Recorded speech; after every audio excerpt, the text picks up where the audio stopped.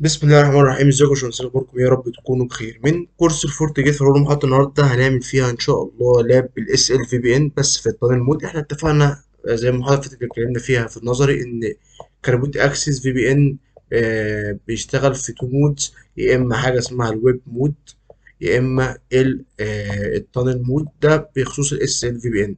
ان شاء الله النهارده هنعمل لاب التانل مود، والمحاضرة الجاية ان شاء الله هيبقى لاب عن طريق الويب مود. خلينا نتفق ان شاء الله ان المحاضره دي والمحاضره الجايه باذن الله هيبقى كده احنا خلصنا الفي بي ان، قفلناها قفله كويسه جدا جدا. واعتقد احنا قطعنا شوط كام محاضره في الفي بي ان كويسين. عملنا ترابل شوت وعملنا ريدندنسي وعملنا اي بي سيك وعملنا ريموت اكسس وعملنا اس ال في بي ان، ويبقى قطعنا شوط كويس الحمد لله في الفي بي ان.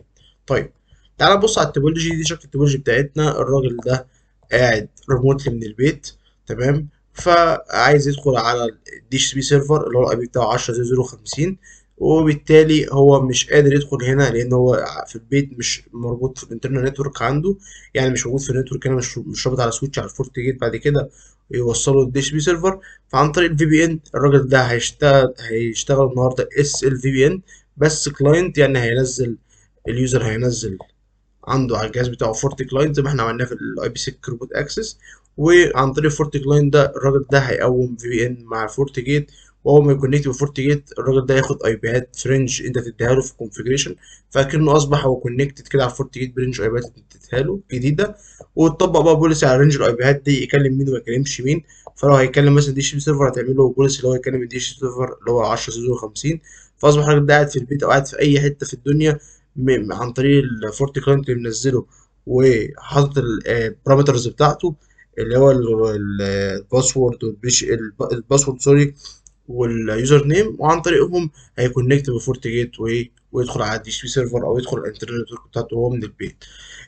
ميزه الاس ال في بي ان انها اسهل بكتير بكتير بكتير في الكونفيجريشن من الاي بي سيك اللي احنا اتكلمنا عليها. انت يعني هتشوف دلوقتي ان شاء الله احنا بنشتغل النهارده مفيش بقى دي في هيلمان جروب، مفيش فيز 1 فيز 2، الكلام ده كله مش موجود. هو كل في ايه ان الاس ال في بي ان اللي فيه حاجه واحده بس. ايه هي؟ انت بتعمل انكريبت للترافيك. احنا اتفقنا الاي بي سيك والاس ال دول تو بروتوكولز بيامنوا الترافيك بتاع الفي بي ان، تمام؟ الاس ال في بي ان دي او الاس ال بروتوكول ده هو بيعمل انكريبت للترافيك بايه؟ عن طريق الاس ال بروتوكول والتي ال اس. هم البروتوكولز دي اللي بتامن الترافيك. فانت مش محتاج بقى تعمل دي في هيلمان جروب وتعمل فيز 1 سوري وانكريبشن الجوريزم والاي والاوثنيكيشن والاي اس سوري مش الاي اس، الاوثنيكيشن هو ام دي 5 والشاو والحاجات دي كلها. مش محتاج تعمل الحاجات دي كلها. هو الاس ال والتي ال اس هو اللي بيعملوا لك يعني بيعملوا مكانهم، يعملوا الدور بتاعهم بتاع الانكريبشن والاي اس والكلام ده. هو اللي بيشفر لك الترافيك بس عن طريق بروتوكول الاس ال والتي ال اس في الاس ال في بي ان. لكن في الاي بي سيك كنت عن طريق الانكريبشن الجوريزم والشا اللي هو الاوستيكيشن فاليو او اللي بتتسمى الهاش فاليو، وعندك الهاش الجوريزم، وعندك كمان اي دي في هيلمان جروب.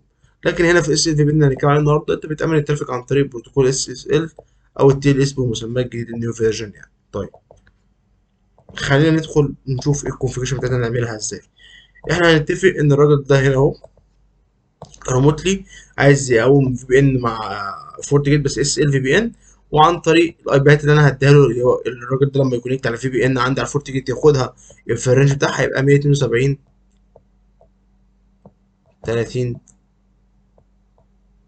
243 دوت 50 لحد 55.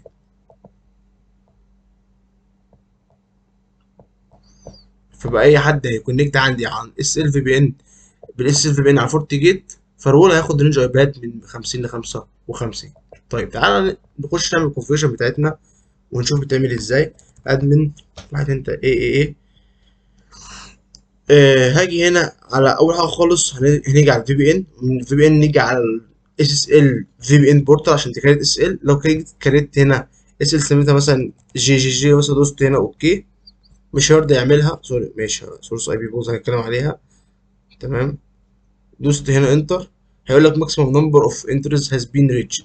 ده علشان الفورت جيت الديفايس اللي انا شغال عليه ده هو من غير لايسنس، وهو في ام ترايل عشان الاديوكيشن يعني للتعليم. فعشان كده طلع لي ماكسيمم نمبر اوف انتس از ريجيت. ففي الريل انفايرمنت وفي الاجهزه الحقيقيه ممكن تكريت اكتر من حاجه عادي جدا جدا. ده بيبقى اسمه الفي بي ان، دي بيبقى اسمها باي ديفولت فول اكسس، مش اس اس ال في بي ان، انا اللي عاملاها اسم الاس ال في بي ان، بتبقى اسمها فول اكسس. تمام. فجينا بقى نعمل هنا ايه الكونفيجريشن بتاعتنا، هنسميها ايه؟ فانا اقول له مثلا سميها لي اس ال داش في بي ان، ده البورتال بتاعنا مثلا. هنا فعل لي التانل مود، يعني فعل لي هنا على الاي بي على الفي بي ان بورتال فعل لي التانل مود.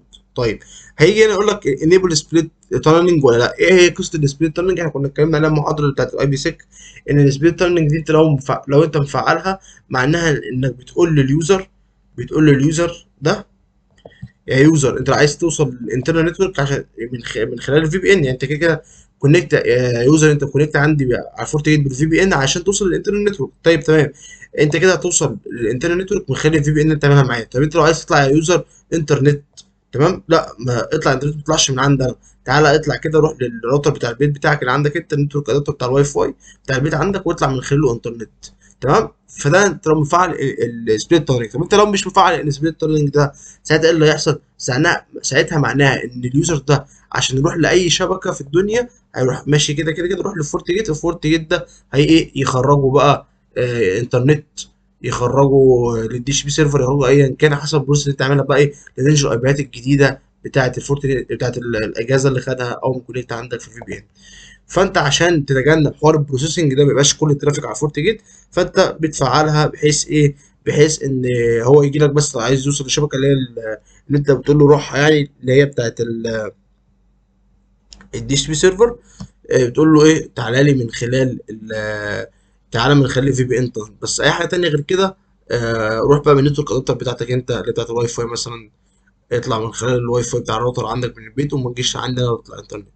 طيب هيجي هنا حاجه اسمها الراوتنج ادرس. الراوتنج ادرس ده انت مثلا بتحط السبنت اللي انت بتحطها دي مثلا اللي هي الدي اتش بي سيرفر، تمام، اللي هي 10.0.0 سوري 10.0.0/24. انت تقول انا عايز اوصل لايه؟ دي السبنت بتاعتك ان انت عايز تجي لي من سبليت ترنج. انت مفعل سبليت ترنج دي معناها ايه؟ انك بتقول له انت عايز توصل لشبكات ايه، تمام، من خلال الفي بي ان تانل. فانت بتحط له الشبكات اللي انت عايز توصل لها. انا في حالتي عايز اوصل ل 10.0.0 اللي بتاعت اللي فيها دي اتش بي سيرفر، فهحطها له هنا دي اتش بي سيرفر 10.0.50. هحط له هنا ايه؟ الراوتنج ادرس اللي هي الصمت اللي انا عايز اوصل لها من خلال الفي بي ان تانل اللي انا عاملها معاه. طيب هيجي هنا حاجه اسمها سورس اي بي بول، وركز بقى في السورس اي بي بول. السورس اي بي بول دي معناها ايه؟ معناها انت تحط له رينج اي بيهات او سبنت عامه يعني.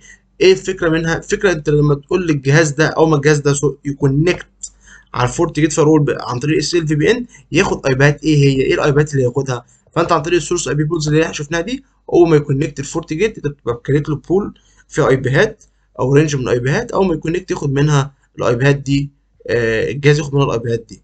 يعني هنا بيقول لي اول ما الجهاز يكونكت على الفي بي ان ياخد اي بيهات كام؟ انا عامل له هنا قلت له ياخد اي بيهات 172 30 240 50 لحد 55. طيب هنا بيقول لك allow client to save password، دي متفعله. يعني انت مثلا بقول لك ان الكلاينت لما يجي يدخل على الفي بي ان يسيف الباسورد ولا لا، انت بتقول له فعلها لي. هنا مثلا قلت له allow client to connect automatically، يعني اليوزر مثلا اول ما يفتح البي سي بتاعه يكونكت او اللابتوب يكونكت اوتوماتيكلي عن طريق الفي بي ان. فدي هخليها مقفوله لان افرض هو مش عايز يشتغل بالفي بي ان اول ما فتح، بس عايز يعمل اي حاجه تانيه. وهنا مثلا بيقول لك allow client to keep connections alive، يعني مثلا كل ما الفي بي ان بتاعته مثلا يقعد فتره مثلا، او يقعد فتره او تقع مثلا الفي بي ان تانل بتاعته اللي هو عاملها دي عملها ديسيبل او وقعت، يعني بعد فتره ترجع تاني يعمل ريكونكت للفي بي ان تانل تاني. طيب هوست تشيك. هوست تشيك ده معناها ايه؟ هكلمكم على الدي ان اس سبليت تانل كمان دقيقتين شويه بس. الهوست تشيك دي معناها انت انك كفورت جيت يعمل عن طريق لما الراجل يجي يكونكت عليا بالفي بي ان، الراجل الفورت جيت يعمل تشيك عنده الانتي فيروس مثلا متسطب ولا لا، شغال ولا لا. يعني الفاير وول بتاع الجهاز اللي عنده زي مش فايرفوكس، الفاير وول اللي هو يبقى عندك انت. يعني مثلا لو دخلت هنا كتبت فاير وول، الفاير وول ده ستيتس مثلا عندك شغاله ولا مش شغاله، عايز تشيك على الاثنين يبقى انيبل بوث. ريستريكت تو سبيسيفيك اوبريتنج سيستم، يعني انت لو في مثلا اوبريتنج سيستم ويندوز 7 ويندوز 8 ويندوز 10 مثلا، ده بتاع الابل مثلا، ده ويندوز 10 ويندوز 8.1 ويندوز 8 ويندوز 7. لو انت عايز تخلي الناس اللي هتكونكت عندك في الفي بي ان تسمح لهم مثلا بيكونوا شغالين اوبريتنج سيستم معين، لو انت عايز تعمل كده. ده انت عايز تفعل الويب مود، احنا هنقفلها كده، هنتكلم على الويب مود بقى ايه المحاضره الجايه بالانيبل فورت كلاين داونلود دي، نتكلم برضه عليها سريعا يعني. يبقى كده احنا وصلنا حاجه اسمها الدي ان اس سبليت تانلنج. ايه هي الدي ان اس سبليت تانلنج دي؟ دي انت لو عندك مثلا، عندك هنا اهو على الفورت جيت مثلا، عندك هنا في ويندوز سيرفر. ويندوز سيرفر ده ايه شغال برضو من ضمن الفيتشرز اللي بيعملها، شغال از دي ان اس سيرفر. فانت عندك كده دي ان اس سيرفر مثلا انترنالي في النتورك عندك، تمام. فالدي ان اس سيرفر ده مثلا انت عليه دومين مثلا، انت عندك دومين، فانت زي الدومين ده يعني عشان يعرف الاي بي بتاعت الدومين ده تعرفه عن طريق الدي ان اس سيرفر، هو بيعمل مابنج يعني النيم بالاي بي.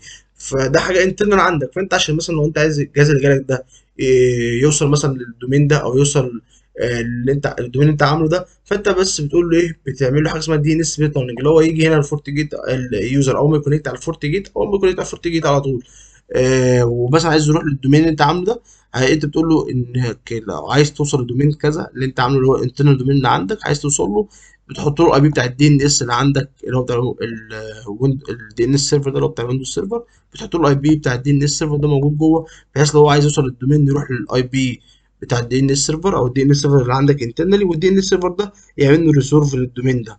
طيب افرض مثلا هو عايز يروح مثلا لحاجه على الانترنت، مثلا كتب مثلا اربع تمانيات مثلا الدي ان اس بتاع جوجل، او عايز يروح لفيسبوك مثلا، فاللي يعمل له ريزولف مثلا اول ما يروح لفورت جيت، اللي يعمل له ريزولف ايه، الفورت جيت اللي هو متكريت جوه حاجه اسمها الاس ال سيتنج، وهندخل نشوفها دلوقتي.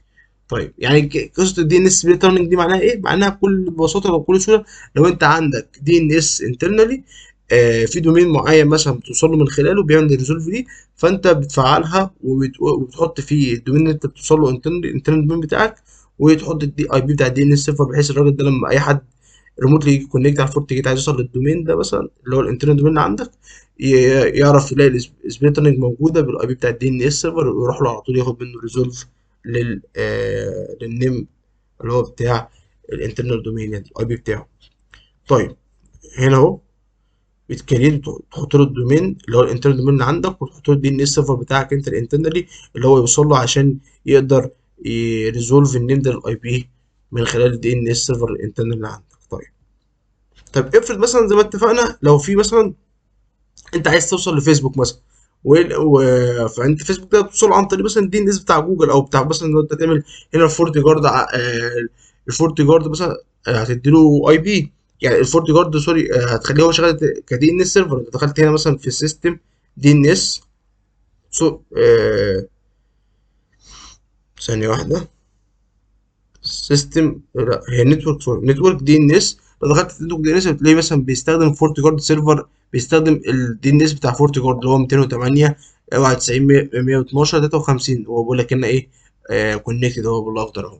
فالفكره كلها انت ممكن تخلي الاي بي ده هو لو انت عايز اليوزر عايز يروح لفيسبوك مثلا، وانت مفعل بقى ساعتها مش مفعل السبليت توننج اللي فوق دي مش مفعلها، وعايز يروح لجوجل فيجي من خلالك انت، فانت عن طريق الدي ان اس سيرفر سواء انت شغال بالفورت جارد او اربع تمانيات، هو بيشوف بيروح لايه، مش بيروح بقى للانترنت دومين الانترنت دي ان اس سيرفر، لا هو بيروح لحاجه اسمها في سي ال في بي ان سيتنج، تمام. لو نزلنا تحت كده بيروح للدي ان اس سيرفر اللي هو ده، بتقول له سيم از كلاينت سيستم دي ان اس اللي هو بتاع الاي بي فورت جارد اللي هو بتاعك انت اللي احنا دخلنا شفناه في نتورك دي ان اس، ولا تتحدده مثلا تحط له اربع تمانيات مثلا بتاع جوجل، ولا هتخليه يشتغل سيم از كلاينت سيستم دي ان اس اللي هو ايه اللي هو زي ده، زي الدي ان اس شغال اللي هو ده. فهي الفكره كلها انت عشان ما تكونش الدي ان اس سبليت تانلنج ده، يعني لو اليوزر جالك عايز يروح، انت مفعلها عايز يروح للانترنت دومين عندك، والانترنت دومين ده بيعملوا له درايف للاي بي، ترانسليت للاي بي من خلال انترنال دي ان اس سيرفر عندك، فانت تحط له الدومين نيم الانترنال بتاعك، ومقابله الاي بي بتاع الدي ان اس سيرفر الانترنال اللي عندك. غير كده هو لو عايز يروح لاي حاجه تانية مش موجوده، مش حاططها له انت في الدي ان اس سبليت تارنت دومين، يعني عايز يروح لاي دومين مش محطوط في الدي ان اس سبليت تارنت، بيروح يكلم يا اما يكلم الدي ان اس اللي هو بتاع الفورت جيت زي ايا كان بقى انت عامله فورتي جارد زي ما احنا شفنا بتاع الصفحه بتاعت فورتي جارد، ولا عامله اربع تمانيات. فهو بي ايه على حسب انت عامل ايه. عايز تحدد له انت حاجه بتحدد له اربع تمانيات او اربع تمانيتين او اربع اربعات بتاع جوجل او الكلام ده كله. طيب كده احنا خلصنا اول كونفيجريشن من ناحيه ايه الاس اس ال في بي ان بورتال. تعال بقى نخش على تاني كونفيجريشن محتاجين نعملها وهي الاس ال في بي ان سيتنج. اول حاجه خالص ده الاس ال في بي ان سيتنج، ده السيتنج بتاعت الاس ال في بي ان. بيقول لك الناس اللي هتكونكت عندك انت كفورت جيت فاروول، اللي هم يجوا لك ريموت اللي هيكونكتوا عندك على بورت ايه. انا من ناحيتي على بورت واحد اهي اللي هي الوان بورت، دول هيكونكت عليا، مش مستحيل يكونكتوا من بورت 3 ولا بورت 2، لان مثلا بورت 3 ممكن على الدي ام زي سرعه متوصله بالانترنت نتورك، فالناس اللي جايين من بره هتدخل على البورت 3 ازاي؟ يعني هم جايين من بره على بورت الوان اللي طالع على الانترنت. فانا اقول له ايه على بورت الوان. تمام. هنا بيقول لك الليسن بورت، يعني الناس اللي هتجيلك دي هتجيلك على بورت كام؟ هي باي ديفولت 443، بس انت ريكومندد تغيرها ليه؟ لان هي بتعمل كونفليكت مع اي حاجه اتش بي اس شغاله للسيستم ده. يعني هي نفس البورت بتاعت اتش تي بي اس، فهتعمل كونفليكت مع اي حاجه شغاله على الفورت جيت فور نفس البورت، فيحصل كونفليكت. فتجنبا للموضوع ده يعني فريكومندد تغير انت الاربعه بعد اي بورت مش مستخدم. يعني احنا بنفضل نحط 10 قبل بس يبقى 10 4 بعد 3. تمام. بعد كده بيقول لك لو عايز تعمل ريدايركت اتش تي بي تو اس ال في بي ان، لسه محدش بيعملها يعني. هنا بيقول لك ريستريكت ادرس، انت لو عايز تحدد، لو عايز تعمل لناس معينه، عايز تعمل مثلا ان انت عندك ناس من السعوديه وناس مثلا من القاهره هم اللي هيدخلوا على الفي بي ان، على الفي بي ان قناه بتاعتك دي على الفورت جيت. فالرينج بتاع السعوديه بتاع الايباد ليهم رينج مختلف عننا خالص، كل واحد ليه رينج، كل بلد ليها رينج ايباد مختلف. فانت هنا لو انت عايز تخلي مثلا السعوديه ومصر هم اللي يدخلوا على الفي بي ان قناه، بس عندك اتنين شغالين في السعوديه وتيم شغال في السعوديه وتيم شغال في القاهره، والتيمين دول المفروض يدخلوا على النتورك عندك بالفي بي ان عشان ياكسسوا حاجات.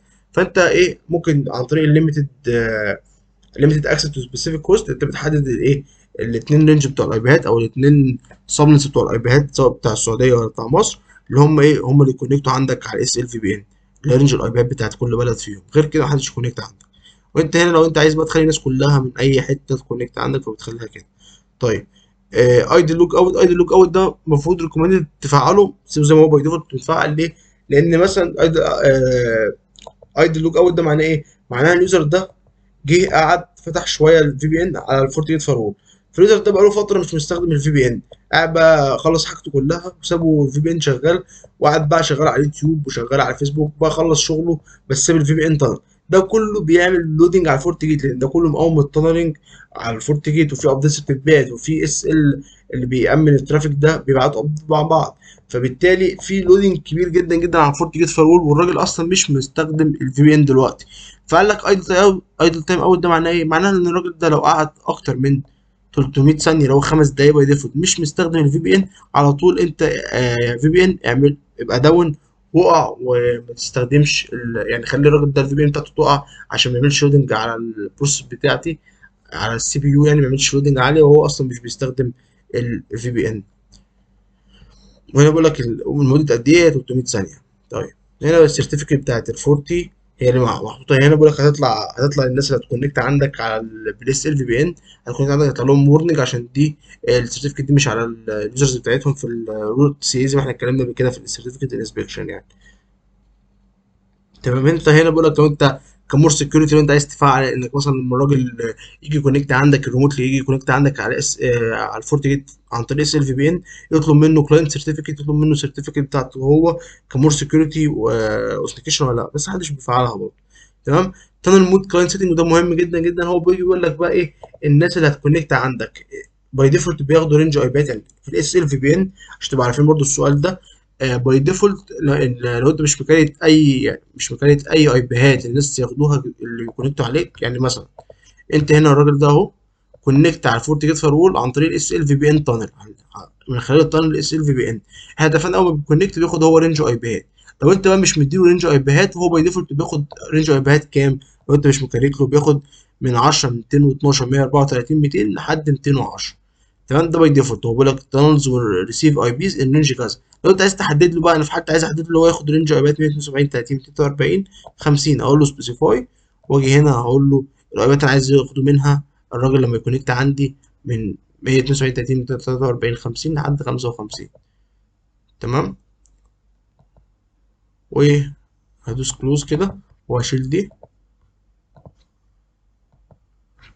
واحنا اتكلمنا على الدي ان اس سيرفر، يعني هو عايز الراجل اللي هو جاي ده لو عايز يوصل لحاجه شبكه معينه مش موجوده عندي في الانترنال دي ان اس سيرفر، يستخدم الكلاينت سيستم دي ان اس، يعني يستخدم الفورتي الدي ان اس بتاع فورتي اللي بيروح له بتاع فورتي جارد، ولا تحدد له انت دي ان اس.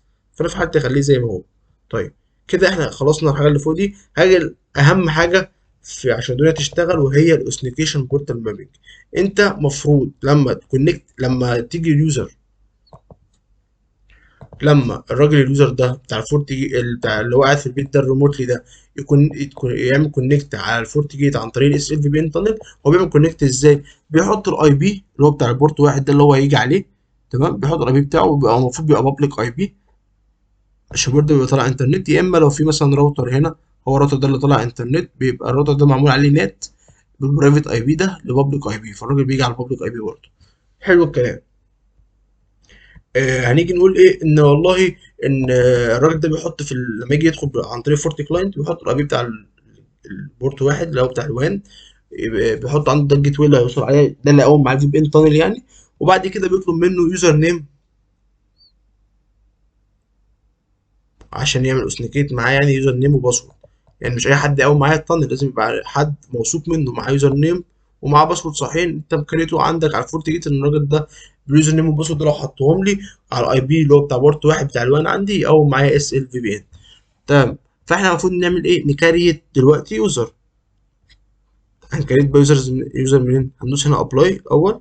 تمام. بعد كده ندخل هنا على يوزر اند اوثنيكيشن، يوزر ديفاين. بعد كده ده اليوزر اللي انا كريته، بس تعالى نلغيه ونعمله تاني.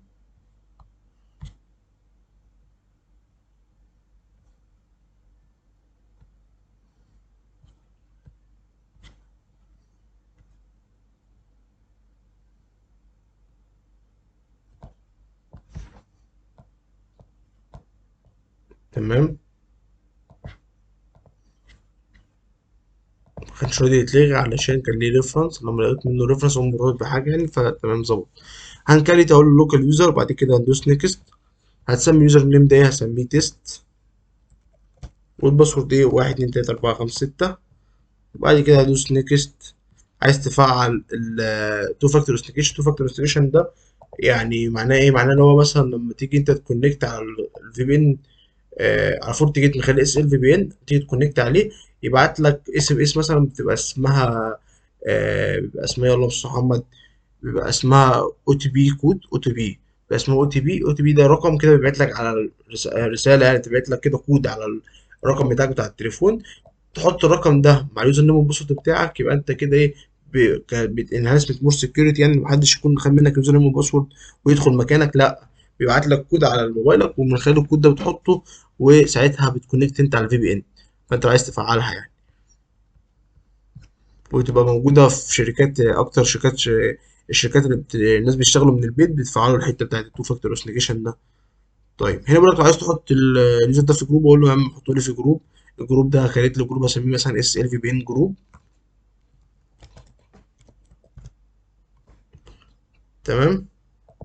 واحط فيه اليوزر اللي اسمه تيست. سوري، هو هيتحط هنا. ثانية واحدة ايش. هقول له اسمه اس ال داش في بي ان ده جروب. وادوس هنا اوكي، و- وادوس سبميت. كده انا عملت جروب اسمه تيست حطيته في اس ال في بي ان. تيجي بقى تعالى نروح للفي بي ان، لل اس ال في بي ان سيتنج. هنيجي هنا بقى لحاجة مهمة جدا جدا جدا، واقول له كريت نيو. هنا بيقول لي احنا بنعمل هنا مابنج بتوين ايه، بتوين اليوزر والبورتال. يعني ايه بتوين اليوزر والبورتال؟ يعني انا كريت بورتال، البورتال اللي انا كريته ده بقول فيه ان انا مفعل حاجه اسمها التونل مود. عشان ما لخبطكوش بقى هنعمل حاجه حلوه جدا. نعمل فوق كده دوبليكيت تاب. تمام.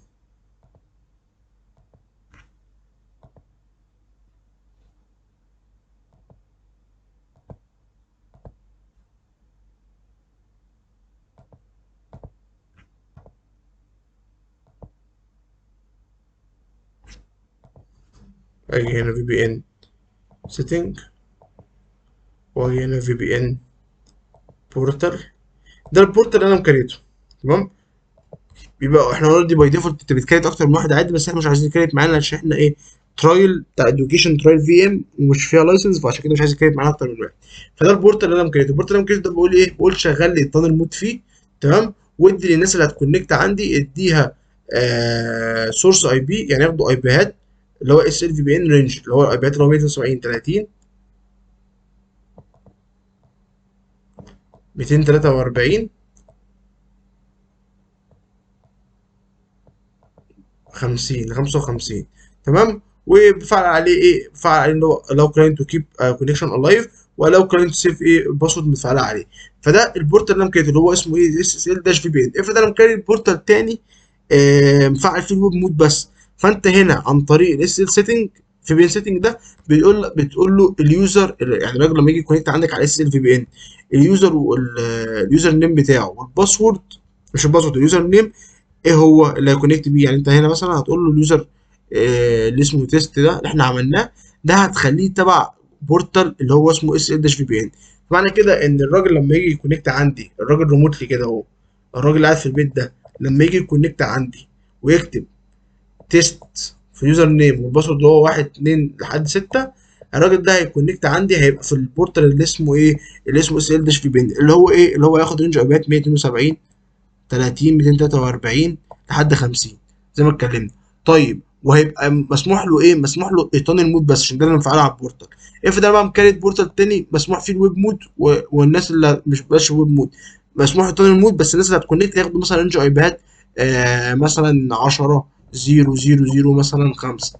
تمام. وبقول ان اللي هيكونكت بالناس دي، يعني الناس اللي هتكونكت على الفي بي ان تاخد الرينج ايباد دي، الناس بتوع الاتش ار. فانا هعمل مابنج ان انا احط اليوزر نيم بتوع الاتش ارات كلها الموجوده، مثلا 2 اتش ار عندي، احط اليوزر نيم بتاع الاتش ار 1 والاتش ار 2، احطهم واقول الاثنين دول خلوهم لي تبع بورتال اللي هو اللي هو مثلا ياخدوا 10.0.5 اول ما 10.0.0 الصم بتاعت 10.0.0.0 دي اول ما يكونكت عندهم. فانت هنا بتعمل مابنج عن طريق اليوزر نيم، وبتقول اليوزر نيم ده لما يجي يكونكت عندي على الاس ال في بي ان يكونكت عندي يبقى في انهي بورتال بالظبط. وهي هدوس هنا اوكي. تمام. في حاجه مهمه برضو عايزك تبقى عارفها، انت هنا في الاس ال في بي ان بورتال اللي انت بتبقى عامله، انت بتقول له الاس ال في البورتال ده، بتقول له الناس اللي هتكونكت عندك على الاس ال في بي ان تاخد اي بيات في رينج كام. ده هو ده. طب افرض انت عامل، افرض انت عامل بورتال تاني غير ده مسميه اي اسم مثلا، وحاطط هنا رينج اي بيات مثلا 172 31 243 50 بدل 30 31. تمام. فانت هنا بتيجي بتعمل سبيسيفاي كاستم رينج وبتعمل بلس، وتحط رينج الاي بيات مثلا اللي هو ده مثلا 10 212 134 200 مثلا، تحط هنا. يبقى انت كده بتقول في الاس في بي سيتنج، ده السيتنج بتاعت الاس ال في بي ان كلها، بتقول له انك لو اي حد كونكت عندك ما ده موجود وده موجود ده موجود، شوف هو انهي تبع اليوزر ده تبع انهي بورتال، وطبق على اليوزر ده ياخد اي بيات ايه اللي في البورتال الموجوده عندك اللي انت عامله. تمام. وندوس هنا ابلاي. كده احنا خلصنا الكونفيجريشن بتاعتك. بس قبل ما نطلع بيقول لك خد بالك مفيش بوليسي معموله، فانت كده المفروض تعمل بوليسي عشان احنا اتفقنا المفروض عشان الفي بي ان يشتغل تمام بتعمل له حاجتين، بوليسي وستاتيك رود. واتفقنا برضو ان في في الريموت اكسس الستاتيك رود بتترمي لوحدها اول ما الفي بي ان تشتغل، عكس الاي بي 6 سايت تو سايت لازم تدخل تعمل ستاتيك رود. بس البوليسي مش هتترمي لوحدها، انت المفروض تدخل بقى تعمل بوليسي، تدوس له هنا اوكي.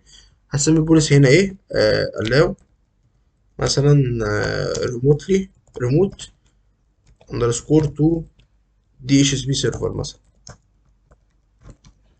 هنقول له الانكoming انترفيس ده الفي بي ان تانل اللي هو التانل بتاعت الفي بي ان، لان هي جايه من بره، يعني جايه من هنا، الناس اللي جايه من هنا دي فجايه لي على الفورت جيت من خلال الفي بي ان تانل، فتخرج من خلال ايه؟ تخرج من خلال بورت 3 اللي هي كونكتد بالدي اتش بي سيرفر. تمام. السورس ايه؟ السورس بتبقى حالتي اول، وبيقول لك لازم تحط يوزر او جروب. انا كده كده هحط الجروب بتاعت ايه، الجروب بتاع الاس ال داش في بي ان. قول دي معناها ايه، كده كده اي حد هيجي لي من بره على الاس ال في بي ان ده او معايا في بي ان طبعا تمام تعالى، بس لازم تبقى انت حاطط له هنا اليوزرز اللي يجوا. ما ممكن اي حد يحط اي يوزر وخلاص مش هيدخل، سوري، ممكن اي حد يحط اي يوزر وخلاص ساعتها مش هيدخل عندي اصلا لان اليوزر الكريدنشالز غلط. فانت في البوليسي بتعمل ايه، في البوليسي انت كل اللي بتعمله تقول له هنا allow هتقول له هنا لو مثلا زي ما اتكلمنا ريموت تو دي اتش سي بي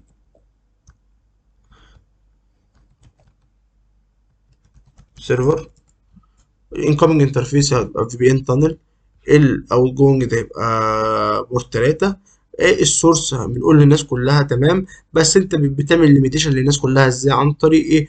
انك بتحط هنا اليوزرز اللي يعني مثلا اليوزر اللي هو في اس ال في بي ان اللي هو تيست، اي يوزر تاني بقى غير تيست ما اتحط في الفورتي كلاينت مش هيدخل عندك على الفي بي ان، لان هو اصلا مش موجود في الجروب اللي انت عامله محطوط في اليوزرز كلها. يعني هنا مثلا تيست بس هو اللي يقدر يدخل. تمام. لو في واحد اسمه احمد مثلا عندي في الشركه عرف الاي بي بتاع الجيت واي وعايز يدخل، حط الاي بي بتاع الجيت واي وكتب احمد واي باسورد، مش هيدخل لانه مش موجود، اليوزر نيم بتاعه مش متكريت والباسورد مش متكريت جوه الجروب اللي انا عامله في البوليسي ده. الديستنيشن انت عايز تروح لمين؟ الناس اللي هيقولوا مره عايز يروحوا الاي بي بتاع الدي اتش بي سيرفر هو 10.0.50. مسموح ايه يا عم؟ مسموح له كل حاجه، واقفل النت وادوس هنا اوكي. كده انا خلصت كونفيجريشن من ناحيتي والدنيا زي الفل. كل اللي انا محتاجه دلوقتي ان انا اخش افيريفاي. طيب انا علشان اللاب الفي ام اللي احنا شغالين بيها دي بتاعت ترايل بتاعت ادوكيشن مش بتسبورت لايسنس والكلام ده كله، لازم اشتري لايسنس والكلام ده كله. فعلشان كده لما اجي افيريفاي الدنيا مش هتشتغل معايا. بس كده كونفيجريشن كونفيجريشن تمام، عملتها في ريل ايفنت تشتغل معاك زي الفل. وليه تاني حاجه المشكله عندي ان الفي ام دي عشان زي ما قلت هي مش لايسنس وهي بتاعت ادوكيشن. لو جينا دخلنا كونفيج كتبنا كونفيج سيستم جلوبال تمام ست اس اس ال تمام في بي ان مينيمم بروتوكول فيرجن. هو بيجي يقول لك ان الاس ال فيرجنز اللي بتسبورت من خلال الفي ام ترايل دي بيقول لك تي ال اس فيرجن 1. واقل حاجه علشان اصلا دلوقتي المينيمم اللي بيسبورتوا البراوزرز او فورتي كلاينت عشان تقدر تدخل مثلا سواء كان بالبراوزر عن طريق الويب مود تعمل اس ال في بي ان، او سواء كان بفورتي كلاينت على الطين مود، بيبقى اقل حاجه تي ال اس فيرجن 2. فده مش هيقدر، بيبقى فيه ميس ماتش ومش هيقدر يشغل، مش هيقدر يسبورت غير تي ال اس فيرجن 1. فعن طريق اللي احنا اتفقنا ان الفي بي ان طالب بتحصل لها انكريبشن عن طريق التي ال اس والاس ال، يعني التي ال اس بمسمى جديد. فاحنا اتفقنا اللي هو بيحصل انكريبشن للترافيك بتاع الفي بي ان من خلال بروتوكول اس ال او التي ال اس. يعني التي ال اس ده الفيرجن الجديد بتاع الاس ال. فالفورتي كلاينت ولو انت هتدخل مثلا في بي ان اس ال تانل عن طريق تانل مود بيبقى سبورت من اول تي ال اس فيرجن 2، ده تي ال اس فيرجن ايه 1. ولو انت مثلا عن طريق الويب مود هتعمل اس في بي ان عن طريق الويب مود، فالبراوزر برضو نفس القصه بيسبورت من اول تي ال اس فيرجن 2. فكده كده عشان ده الفورت جيت بتاعي اللي انا شغال بيه لايسنس مش لايسنس وهو الفورت جيت ده ترايل بتاع اللابات مثلا بتاع ادوكيشن، فمش بيسبورت غير تي ال اس فيرجن 1 مش بيسبورت تي ال اس فيرجن 2، فالدنيا مش هتشتغل معاه. بس انا كده ككونفيجريشن مظبط لكم الدنيا كلها، وهكمل لكم الباقي يعني فيريفاي كده سكرينات بقية الحاجة يعني. بس كده الدنيا تمام وكل حاجة هتشتغل زي الفل يعني. طيب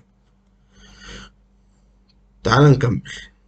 ده كله احنا عملناه، عملنا البوليسي تمام. هتيجي تدخل هنا بقى على الفورت كلاينت بتاعك، هتقول له كونكشن نيم، تحط اي نيم ده اسم، ده مجرد كونكشن. هتحط الاي بي ريموت جيت واي، الاي بي اللي هو بتاع الفورت جيت اللي انت بتكونكت عليه عشان تقوم معاه في بي ان، اللي هو في حالتي انا، اللي هو في حالتي انا ايه، اللي هو الاي بي اللي هو الاي بي بتاع بورت واحد اللي هو 192.168. انت بتكونكت عليه هو تقوم مع في بي ان من خلال انت الجهاز بتاعك ريموتلي. تمام. حطيته هو بيقول لك الكاستم بورت، انت البورت ايه هي 10.4.4.3، لازم البورت دي اللي انت اللي هي 10.4.4.3 دي انت تحطها هنا تبقى نفس رقم البورت اللي هي هنا ليسن اون بورت كذا، عشان الفي بي ان تانل تقوم لازم يبقى ليسن اون بورت اللي هي في الاس ال في بي ان سيتنج. البورت انت غيرتها دي اللي كانت 4.4.3 كانت ممكن تعمل كونفليكت.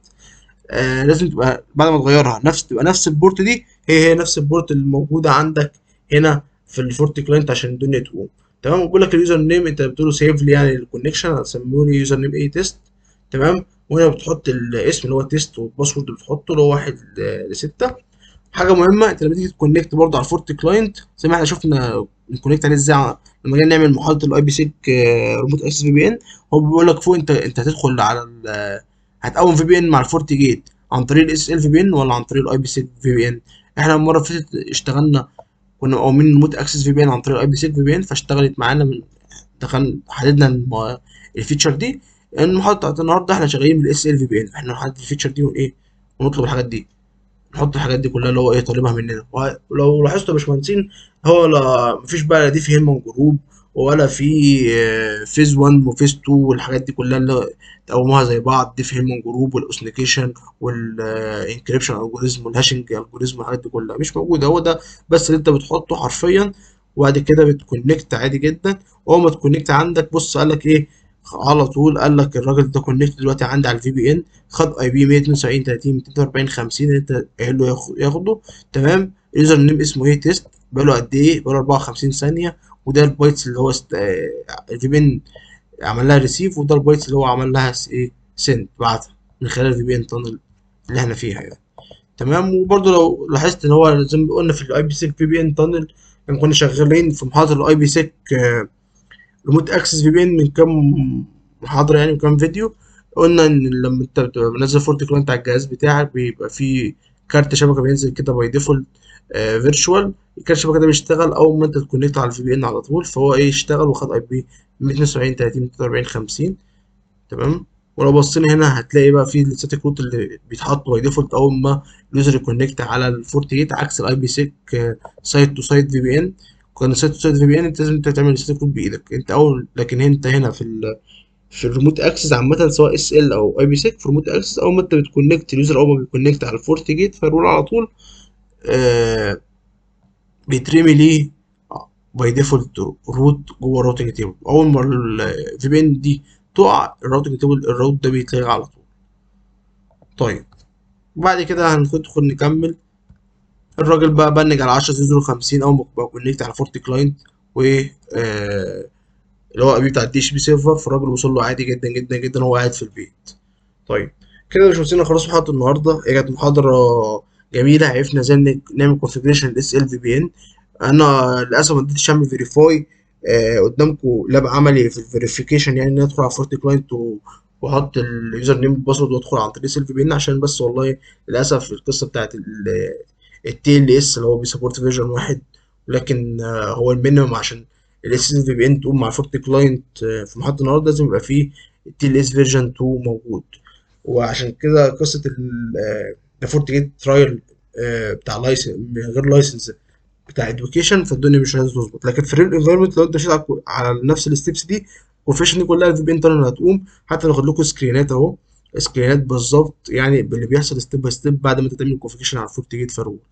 يا رب تكون استفدتوا من محاضرة النهارده يا باشمهندسين، هي محاضرة جميلة، عرفنا ازاي نعمل اس ال في بي ان عن طريق التانل مود. ان شاء الله المحاضرة الجاية هنعرف ازاي نعمل اس ال في بي ان بالويب مود، ونبقى كده خلصنا ان شاء الله الفي بي ان.